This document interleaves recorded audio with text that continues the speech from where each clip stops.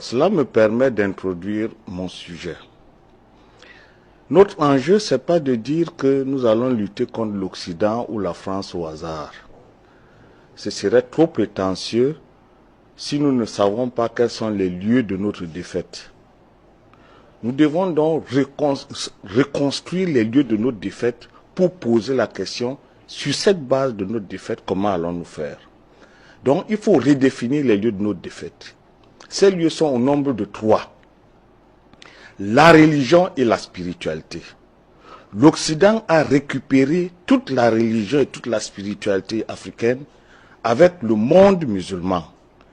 Donc la question est, comment nous allons reconstruire cette religion et cette spiritualité, étant entendu que nous ne pouvons pas avoir l'or et aller chercher le cuivre de l'autre. Si nous sommes les maîtres, si c'est par nous que c'est arrivé, au nom de quoi nous allons aller chercher les images mal faites ou pâlies de ce que nos ancêtres ont fait? C'est le premier enjeu. Deuxième enjeu, la science et l'éducation. On ne peut pas faire l'éducation sans la science. Parce que ce qu'on met dans l'éducation, ce sont les théories scientifiques. Si vous n'avez pas de théorie scientifique, vous ne pouvez pas faire d'éducation. Si vous êtes agrégé de droit, agrégé d'économie, agrégé de philosophie, etc., si vous n'écrivez pas sur votre modèle, eh bien, il n'y a rien à mettre dans le système éducatif. Nous sommes donc battus parce que nos universitaires ont très peu de temps pour l'Afrique et n'en savent pas grand-chose. Et quand ils en savent un peu, ils ne sont pas capables d'en reparler, ils la vivent intuitivement, mais pas rationnellement.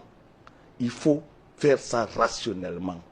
Deuxièmement, dans leur volonté de suivre l'Occident, ils ne réussissent pas à suivre l'Occident. Conséquence, nous avons des universitaires qui sont à mi-chemin entre l'Afrique qu'ils ne connaissent pas et l'Occident qu'ils ne connaîtront jamais. Conséquence, nous avons un mal débridé. Et quand nous finissons l'école, nous sommes étrangers à cette culture. Et les enfants que nous enseignons sont 2 fois moins intelligents que nous. La troisième des choses, ce sont les institutions et le capitalisme. Vous ne pouvez pas construire une société sur la base des modèles institutionnels créés par les autres. D'abord, la question du capitalisme. Est-ce que nous sommes capables de capitalisme? C'est une question fondamentale. L'Afrique est née sous la bannière du communautarisme. Mais des Africains prétendent être capitalistes, c'est-à-dire être capables de détruire la communauté, de fonctionner comme l'Occident. Mais il y a plus. L'Occident, pour aller chercher son capitalisme, il est violent. Il détruit.